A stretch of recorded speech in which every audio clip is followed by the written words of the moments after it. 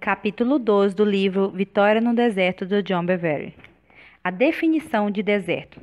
Chega um momento em que o caráter deve ser aperfeiçoado e é no deserto que isso acontece. No capítulo anterior, definimos o que não é deserto. Neste capítulo, vamos lançar luz sobre o que é deserto. Muitas pessoas se autocondenam quando entram nesse período de tempo. Elas acham que perderam o contato com Deus ou que de alguma maneira o desagradaram. Na verdade, elas entenderam o mau significado ou o propósito do deserto. Na Bíblia e através da história, tanto os homens quanto as mulheres passaram pelo deserto com um tempo de preparação para alcançar o seu destino em Deus. Portanto, o deserto não é a rejeição de Deus, mas o seu tempo de preparo. Aqui mesmo, nas primeiras páginas deste livro, gostaria de lembrar-lhes que os eventos ocorridos no Velho Testamento são exemplos e figura do Novo Testamento e da Nova Aliança. Por isso, vamos usar os eventos e as profecias do Velho Testamento para ilustrar o deserto. Somente quando incorporamos a lei e os profetas em nosso estudo, podemos entender integralmente como Deus age e trabalha com sua igreja. Jesus disse em Mateus 5,17: Não pense que vim abolir a lei ou os profetas. Não vim abolir, mas cumprir.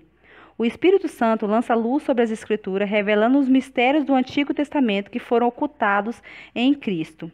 Ao ler o Antigo Testamento, você verá exemplificadamente as verdades do Novo Testamento. O texto de 1 Coríntios 10:11 diz: Essas coisas lhe sobrevieram como exemplos e foram escritas para a advertência nossa, de nós outros, sobre que os fins do século têm chegado. Em outras palavras, Deus quer que nos beneficiemos das lições e experiências de vida dos patriarcas e profetas. Mesmo que muitas profecias do Velho Testamento tenham tido um cumprimento histórico, isso não nega sua aplicação nos dias de hoje. Uma coisa não invalida a outra. A percepção do deserto. Vamos dar uma olhada no exemplo do deserto do Velho Testamento descrito no livro de Jó. Mas se eu for para o Oriente, lá ele não está. Se eu for para o Ocidente, não o encontro. Quando ele está em ação no Norte, eu não enxergo. Quando vai para o Sul, nem sombra dele eu vejo. Mas ele conhece o caminho por onde eu ando, e se me puser à prova, aparecerei como ouro. Jó 23, 8, 10. Eis a descrição clássica do deserto. Jó está à procura da presença e do mover de Deus em sua vida. Mas quanto mais busca, mais furtivo Deus lhe aparece.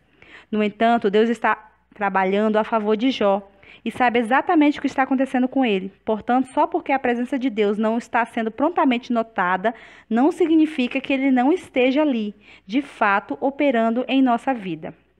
Quando você aceitou o Senhor Jesus e foi cheio do Espírito Santo, a presença de Deus era maravilhosamente real para você. Quando você chamava pelo seu nome, ele respondia instantaneamente. Quando orava a Deus, manifestava sua presença.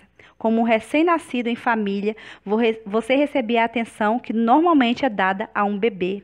O recém-nascido requer um cuidado constante, precisa ser alimentado, vestido, banhado e necessita que os outros façam tudo por ele. Entretanto, à medida que cresce, devemos deixar que amadureça.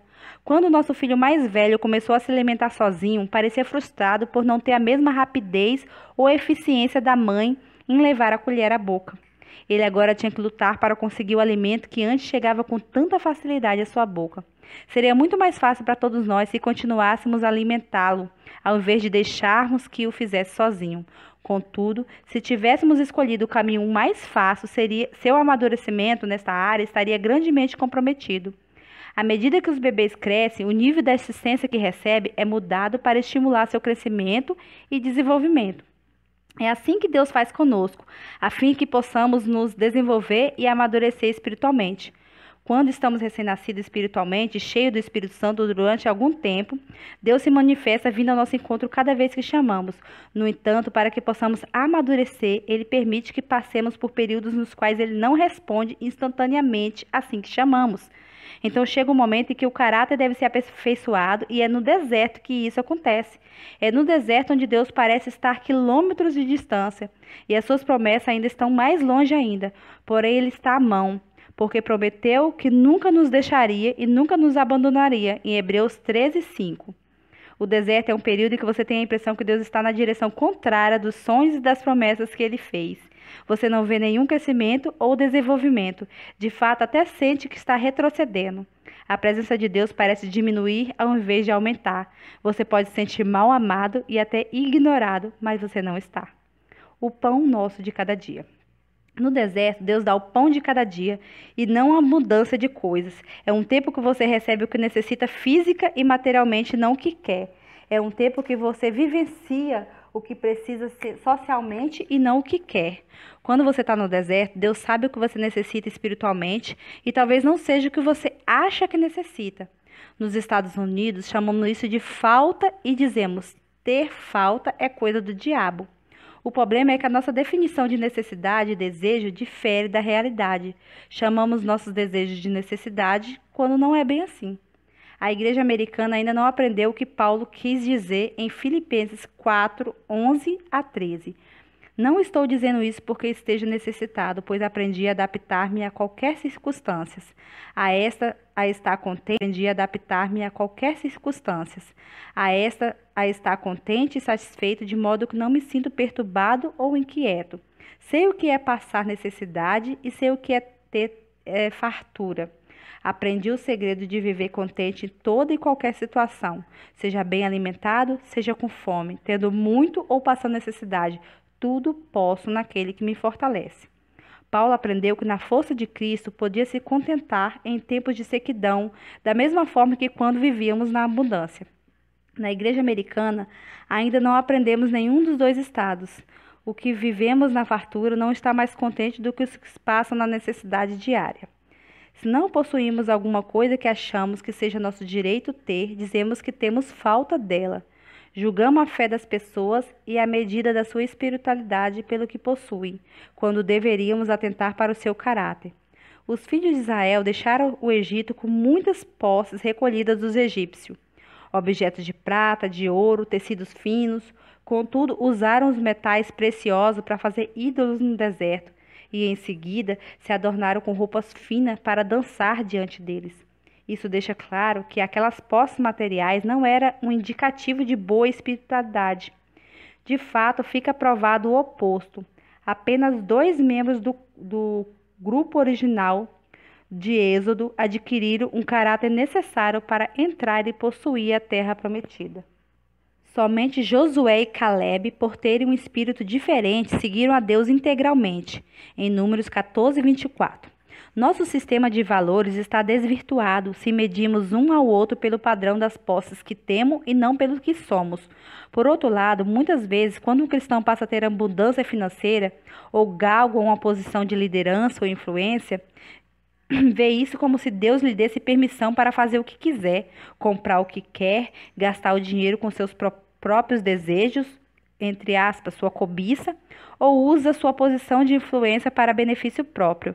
Na realidade, a bênção financeira e a posição de autoridade deveria levar a pessoa a depender cada vez mais de Deus para mostrar-lhe o propósito e direção. Algumas pessoas, quando colocadas numa posição de autoridade, usam isso como meio de realizar a sua agenda e não a de Deus. Elas usam o povo de Deus para realizar seus desejos pessoais. Paulo, embora tivesse autoridade para receber a ajuda financeira das igrejas que ele mesmo fundou, disse: se entre vós semeamos coisas espirituais, seria demais colhermos de vós coisas materiais? Se outros têm direito de ser sustentado por vocês, não temos nós ainda mais? Mas nós nunca usamos desse direito, ao contrário, suportamos tudo para não colocar obstáculos algum ao Evangelho de Cristo. Está lá em 1 Coríntios 9, do 11 ao 12. Para Paulo, era mais importante não criar obstáculo à pregação do Evangelho do que receber bens materiais que por direito eram seus. Escrevendo a respeito da ajuda financeira que os filipenses haviam lhe dado, Paulo disse: não que eu esteja procurando ofertas, mas o que pode ser creditado na conta de vocês. Em Filipenses 4,17. Ele se preocupa com o bem-estar dos que ofertarem e não com os benefícios pessoais, nem tampouco com os benefícios para seu ministério.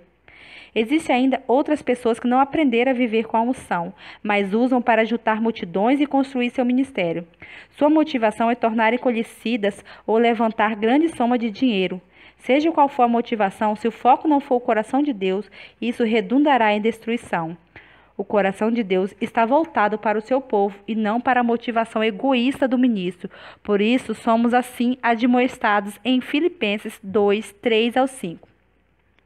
Nada faça por ambição egoísta ou por vaidade, mas humildemente considere os outros superiores a si mesmo. Cada um cuide não somente dos seus interesses, mas também dos interesses dos outros. Seja a atitude de vocês a mesma de Cristo Jesus. Esta era uma atitude de Jesus em seu ministério. Ele não estava motivado pelo egoísmo. Ele tomou sobre si os nossos pecados, nossa doença e a pena de morte. Portanto, considerando o bem-estar como o mais importante do que ele próprio, mesmo sendo inocente. O propósito de sua vida e ministério não era servir de nós, mas dar-se por nós. Negando a si mesmo, deu-nos o maior de todos os dons, a vida eterna. E esse tipo de amadurecimento do caráter que Deus desenvolve em nosso interior quando estamos no deserto. É no deserto que o fruto do Espírito é cultivado, irrigados pelo intenso desejo de conhecer o Senhor. Vamos procurar andar como Jesus andou. O objetivo de Paulo não era construir um enorme ministério, mas conhecer Jesus de forma mais íntima e, acima de tudo, agradar-lhe. O deserto é um lugar seco, pode ser de sequidão espiritual, financeira, social ou física. É no deserto que Deus dá o pão de cada dia, não uma abundância de coisas. Durante esse tempo, Ele supre nossas necessidades e não necessariamente nossos desejos. O objetivo do deserto é nos purificar. Nosso alvo deve ser o seu coração, não a sua previsão. Então, quando vier os tempos de abundância, relembraremos que foi o Senhor, nosso Deus, quem nos deu a abundância para afirmar sua aliança. Deuteronômio 8:18.